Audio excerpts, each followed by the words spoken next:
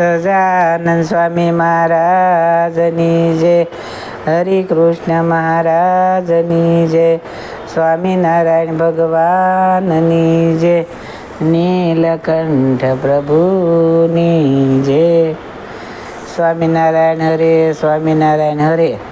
હસનામૃત સંઘ સુધીનું સંવત 1874ના માગસર સુધી પડવાને દિવસ શ્રીજી મહારાજ ગામ શ્રી લોયા મધ્યે સુરાખાસનના દરબારમાં રાત્રિને સમયે બિરાજમાન હતા અને ધોળો ખેસ પહેર્યો હતો તથા ધોળી સીટની ડગલી પહેરી હતી તથા ધોળો ફેટો બાંધ્યો હતો તથા બીજે ધોળે ફેટે કરીને બોકાની વાળી હતી ને તે ધોળા ફેટાનું સોગલું સાથે લટકતું હતું.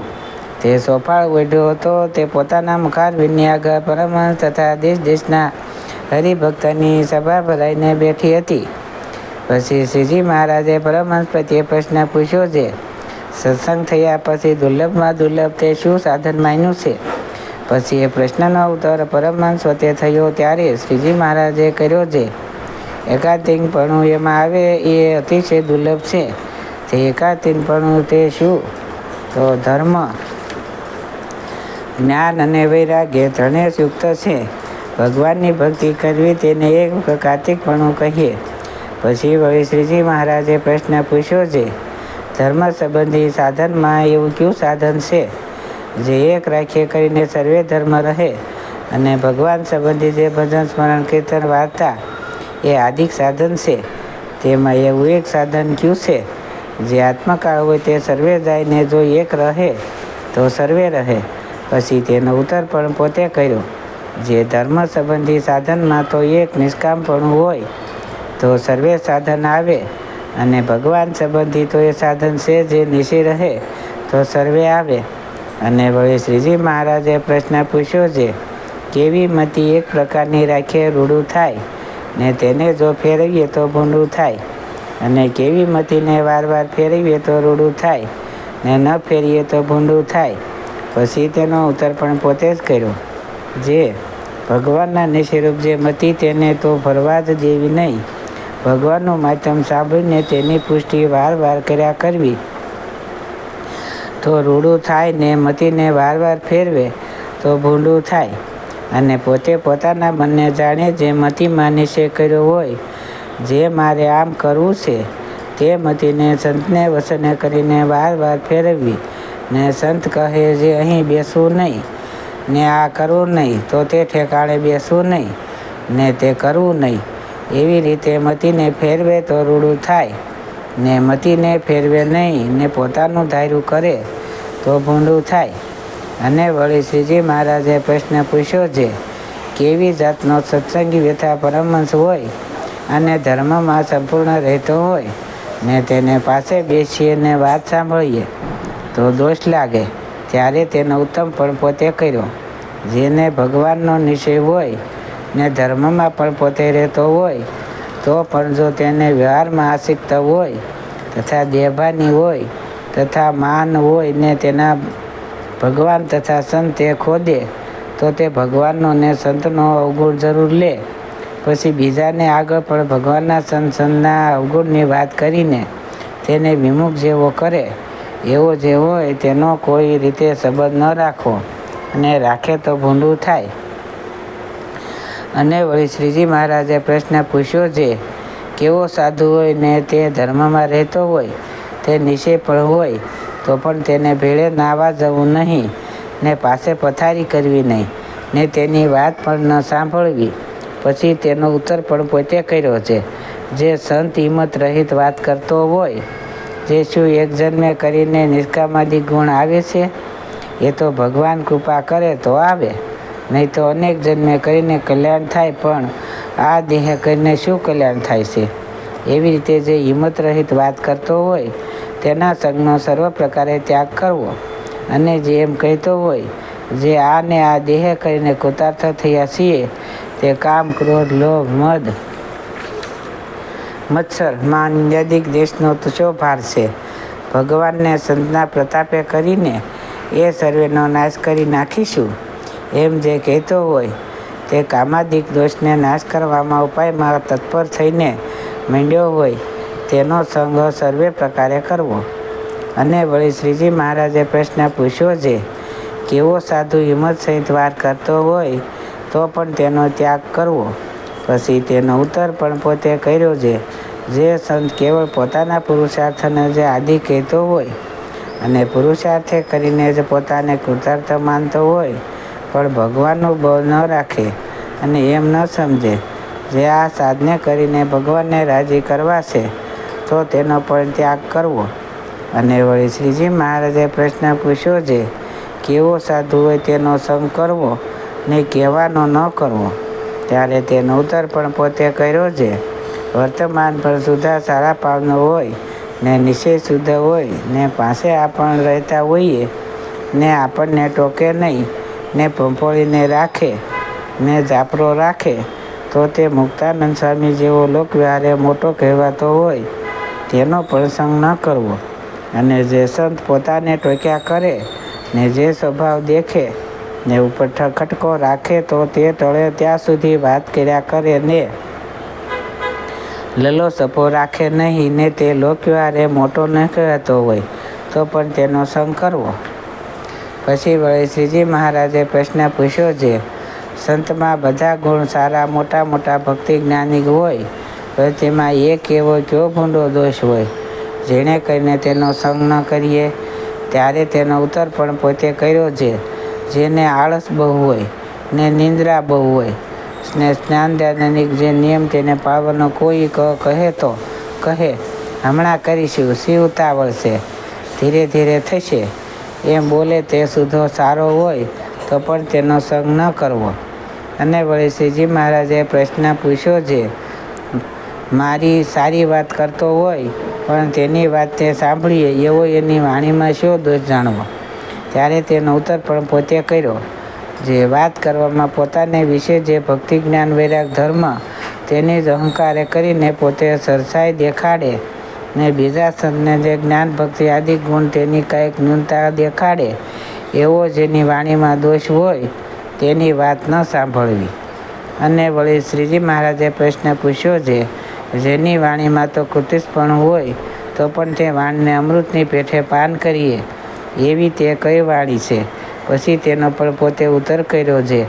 જે સંત વાત કરે ત્યારે પોતે પોતાના સંબંધી મા બાપ બોન ભાઈ તથા પોતાની જાતિ તેની કૃતિક શબ્દે કરીને નિંદા કરતો હોય તો તેની વાણી સારી જાણવી શા સારું છે?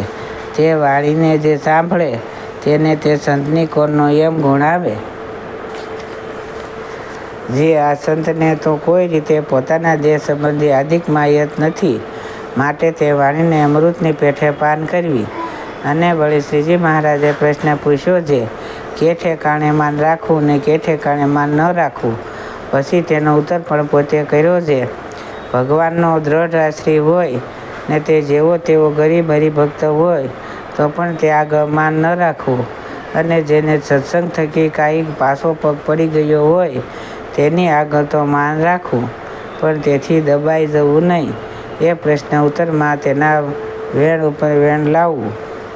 અને વળી શ્રીજી મહારાજે પ્રશ્ન પૂછ્યો છે, કે ઠેકાણે ભગવાનના દર્શાદિકને વિશે તથા સંતને વિશે ન રાખવું ને કે ઠેકાણે રાખવું? ત્યારે તેનો ઉત્તર પણ પોતે કર્યો. અને સર્વ સંતને સાધારણપણે કહેતા હોઈએ, જે બુરાનપુર તથા કાશીએ કોણ જશે? ત્યારે કોઈ બોલે નહીં.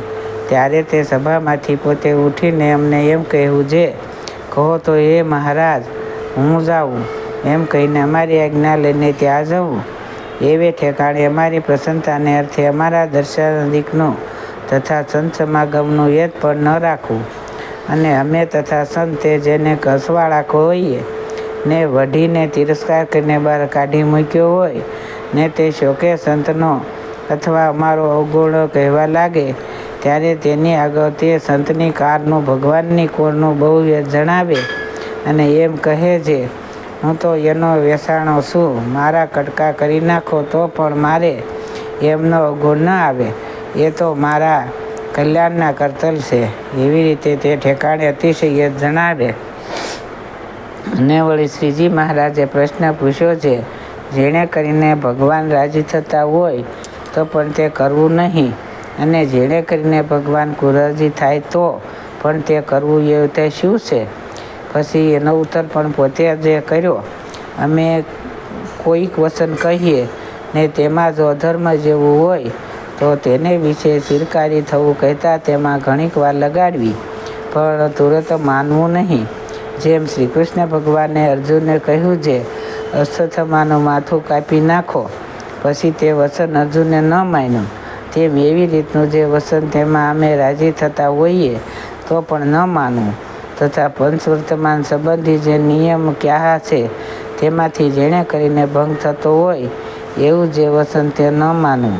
અને એ બે વચન ન માનીએ ને ભગવાન કસવાતા હોય તો સારી પેઠે કસવાવવા પણ તેમાં રાજી ન કરવા.